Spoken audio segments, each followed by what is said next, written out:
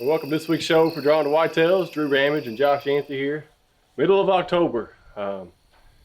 And you know, they always talk about the October lull. Well, I believe it this year. I believe it too. It has been some tough hunting, at least catching some mature bucks in daylight and then actually just some deer in daylight. It's been very, very tough here lately. Yeah, and here where we're from in Kentucky, it's been warm. Oh, gosh. And, you know, I think I've looked at forecasts in other parts of the Midwest, and it seems like it's the same way everywhere else. You know, there's been a few minor cold fronts come through, but, you know, we just, you know, and it don't look like we're even going to get a frost here anytime soon either. So no, that's what I was looking at, the 15-day forecast. It doesn't even look like there's a day out there that it's even going to get in the 30s. I know. So we're looking at got wasps. flying.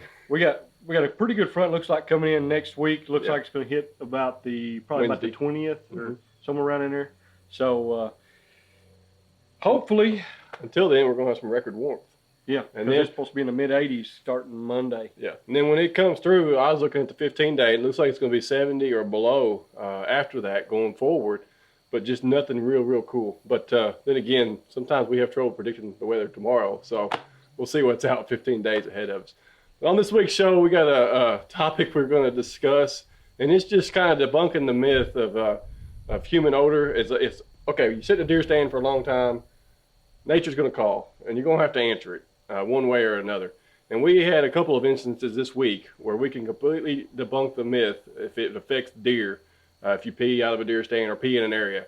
I mean, we hunted together last Sunday, right? And you can tell the story. Well, I mean, you know, I've been teased all my life for having a small bladder. Anyway, but he does. But anyway, you know, talking about urinating out of the stand or peeing out of the stand, whatever you want to say.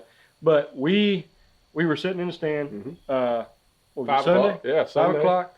And I told Drew, I said, I got to go. And he's like, what's the surprise?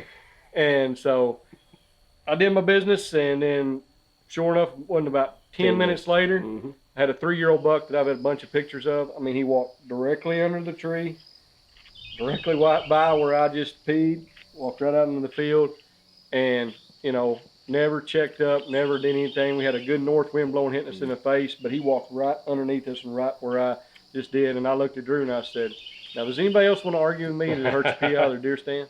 Yeah. So, I mean, you know, since we've been kids, you know, when I was growing up young, you know, people would take a bottle with them to pee in. And, you know, I told Drew a story about my uncle. I got in one of his stands one time, and there's like 2 milk jugs hanging up in the stand, you know, and I'm like, what in the world is this for? Yeah. And they're full, you know, about half full of urine. Yeah. So it doesn't affect deer. So the moral of the story is, if you're in a tree this year hunting, I mean, you sit up there for 3-4 hours at a time, you got to go. Don't be afraid that it's going to ruin your hunt, because it's not. Yeah, and it's a difference between human scent and then you peeing. I mean, you know, if a deer gets downwind of you, you know, because they're gonna get you. I mean, there's ways to, you know, there's ozonics and stuff, you know, but it's not going to be 100%. Nothing is. I mean, so, but we just wanted to talk about that a little bit, because you see things. You even see things on the market. You see product on the market, you know, like pee bottles and stuff like that. So, you know, I just think it's kind of funny how marketing goes into a lot of different things and stuff like that.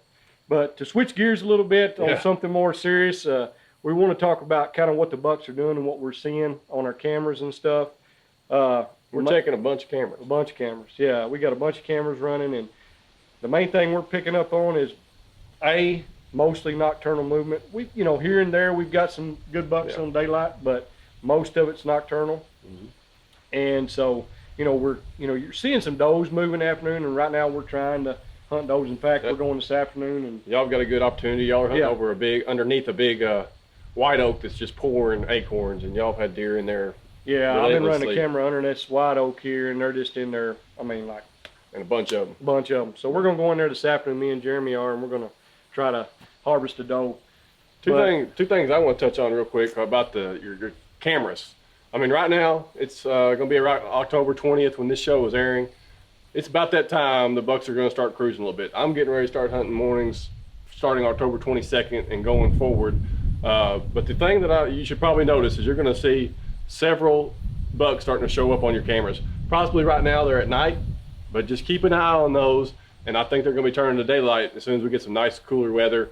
or toward the end of October. And then the second thing is be smart when you're checking your trail cameras. Absolutely. You want to get in there and check them and see what's going on. I mean, you just can't wait to get in there.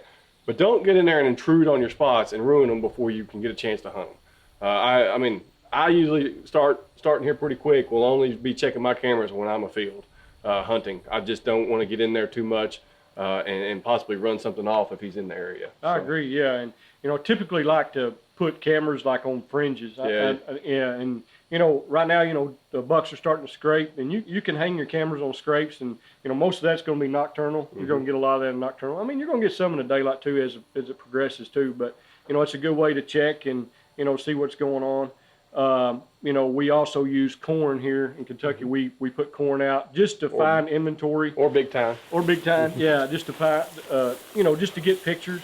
We're doing that some still. And we're still trying to locate some bucks. And speaking of that, pulled cards today and located 2 more that we've been looking for a while, and 2 really good deer. So we're trying to put together a plan on them. So yeah, it's getting fun. It's getting right. We're getting right to the time things are getting ready to kick off. So that's not all we got for this week. I mean, it's been slow. We're still trying to kill does and trying to be smart and getting ready for what's coming up. Yep, and that's going to be here before you know it. So I'm getting ready. I'm ready, excited. I think all of us are. So, well, all right, get out there, check your cameras wisely, and just keep looking for this, you know, daylight movement. And as soon as you get that, capitalize on it. So that's all we got. Hopefully, we're going to have some bucks hitting the ground, some other deer hitting the ground very soon, bringing you some hunts. But right now, we're in the lull. Got a little slow activity on that right now, but it's getting ready to kick off here before too long. Well, thanks for watching us on Drawn to Whitetails, and as we always say, the season never ends.